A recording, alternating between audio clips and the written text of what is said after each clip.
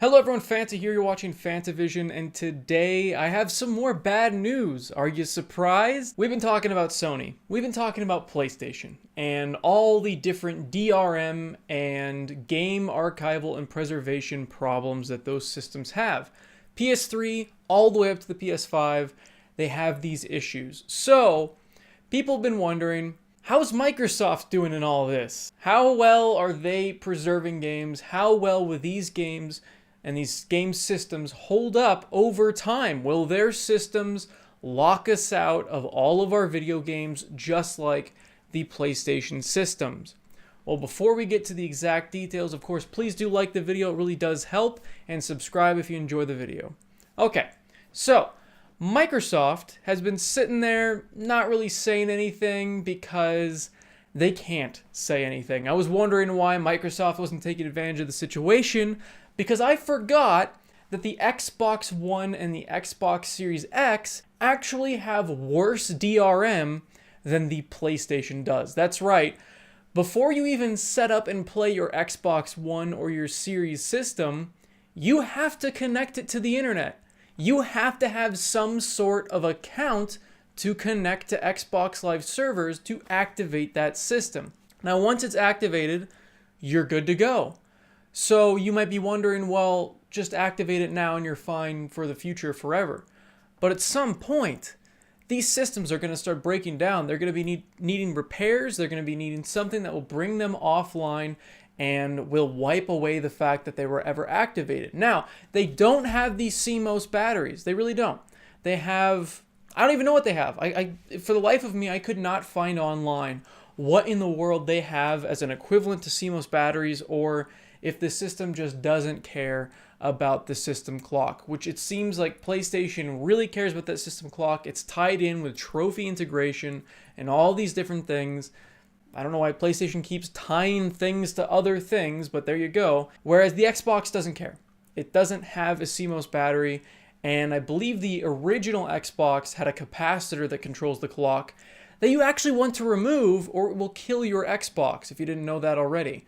I might do a video on that in the future when I remove my own clock capacitor for my Xbox so it doesn't fry it. So yeah, Xbox does not care about game preservation either, because at some point those activation servers are going to go down and new users and systems that are just being set up will not be able to be set up. This system that was supposedly fine without internet and can be played offline needs an internet connection when you first set it up, or you can't do anything. And that's worse than PlayStation, because the PlayStation 3, you can still play the discs. The PlayStation 4, you can't play the discs or the digital, so I guess it's kind of even there. But the PlayStation 5, however, beats the Series X because the PlayStation 5 can play PlayStation 4 games and some PlayStation 5 games. The point being that those systems can at least be set up without being online, whereas the Xbox One and the Series systems, you have to connect that at least once to the internet, to the Xbox Live services for it to even function. The Series X and the Series S and all the Xbox One systems are all going to be e-waste, as in plastic boxes that can't do a damn thing, and there's no fix for it. That's the thing as well. This is way worse than Sony's situation, because guess what? PlayStation 3, PlayStation 4, easily jailbroken. There's a billion videos online. I'm doing my own very soon for the PlayStation 3. I'll be discussing how to jailbreak it, why to jailbreak it, all those different things, the cool stuff you can do with the system once you've done it. But even all the way back to the Xbox 360, I can't find anyone online that has successfully jailbroken the damn thing. So Xbox One Series X can't be jailbroken, which means you can't fix this no offline issue. So this is going to be a problem until Microsoft themselves does something, because we can't do anything. This is the only system I know that has ever been like this locked down, but Microsoft must have done a really good job locking down that system in the hardware that you cannot break into it. That's just insane to me, because Sony, it just seems so easy. I mean, I've seen so many videos and it's really simple and that's why I'll be breaking it down for you all very soon. But with the Xbox, you're just screwed. We have to hope that Microsoft decides to patch out this online requirement, but I don't see them doing it because they shouldn't have had that online requirement to begin with. That's absolutely ridiculous that you have to connect to an online connection to even get the damn thing to read a disc. You cannot get to the home menu during that setup without going through that internet step and creating an account. I remember back when I worked at GameStop, like it's finally coming back to me like, oh yeah, we had to set up a Wi-Fi hotspot in the store in case somebody completely formatted their system before we got our hands on it because we needed to be able to test it. So we had to have like a store account and we had to connect it to the internet and go through all these different steps. They were the biggest pain in the asses to take in trade because you had to do so much for these stupid things. Whereas the PlayStation, you just turn it on, pop in a game, and figure out if it works or not. I don't get why Microsoft thought this was a good idea, and it just sucks that PlayStation and Xbox, both Microsoft and Sony, they both have systems that are just not going to stand the test of time. They're not. You can't just play them without either modifying the PlayStation or throwing the Xbox in the trash, apparently, because it's just not going to work at all unless it was already activated. Neither of these companies care about game preservation. Xbox is pretending to, with the fact that it can play some original Xbox games on the Series X, some 360 games on the Series X. I mean, I'm glad that it can play games back to that far, but it really can't play that many. And they're really not caring about game preservation if the system requires to connect to servers to even pop a disc in. They don't care, okay? They're pretending to, but they really don't. If they do care, they will hear our outcries to get rid of that. But because that's been part of the setup since the original Xbox One, I don't think it's going to go anywhere because people have not been complaining enough. And the thing is, a lot of people will just be aggressively apathetic and they'll be like, why do you care so much? Like they'll attack people for caring about bad customer practices. I don't understand that. Why would you do that? But remember the outcry when they tried to make Xbox Live $120? Yeah, they do listen, okay? They will listen if enough of us actually speak up about how we feel about something.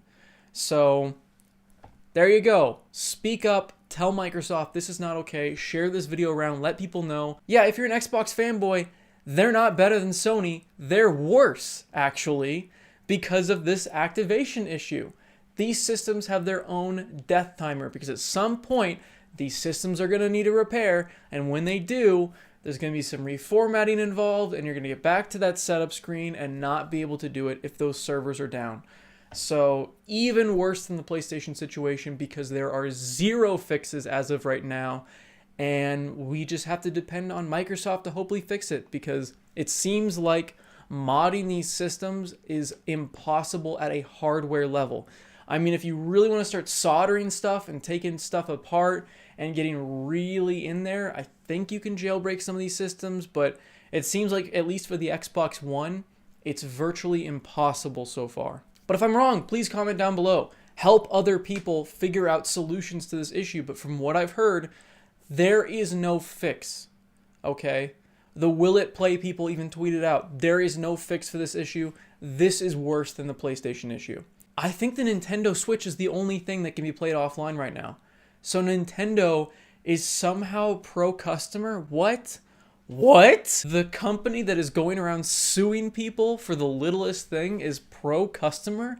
That's crazy. That's absolutely crazy. The one that was hunting down YouTubers for daring to post gameplay, daring to show how much they enjoyed their games, and then monetizing their videos for Nintendo and taking away the money from the creators. The company that used to do that actually lets you play offline.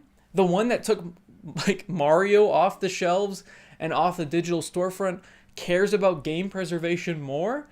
I mean, that's insane to me. I mean, what a weird world we live in, and it sucks that it seems like all of these different game companies have one flaw or another, and there's no reason to be a fanboy. That's why I'm so anti-fanboy. If you're a fanboy, you're doing yourself a disservice. You're only making the things that you enjoy worse. Start having an open mind, have independent thought, and just point out the flaws in even the things you enjoy, because there's no harm in doing that. In fact, you are actually helping the things that you enjoy by pointing out the flaws so they can be fixed and made better.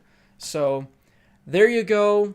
Even worse news. I was hoping that Microsoft was going to be the better system, not because I'm a fanboy of them, because I was just hoping that one of the big boys would be like caring, besides just Nintendo, who I was already mad at for a bunch of other reasons. Oh my god, what a weird situation this is. But yep, another system you have to worry about becoming a plastic, useless brick in the future.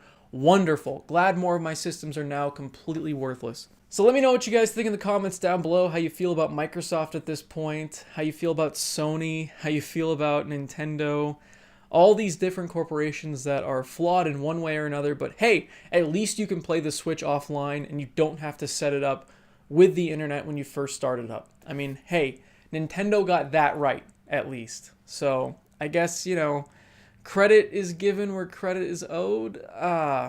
Anyway. There you go. Hope that answered your question, because there were a lot of people that were wondering, is Microsoft just as bad? Now you know, they're just as bad, but worse, because you can't even fix it. Like the video if you guys liked it, subscribe for more content, and as always, have a fantastic day. See you, everybody.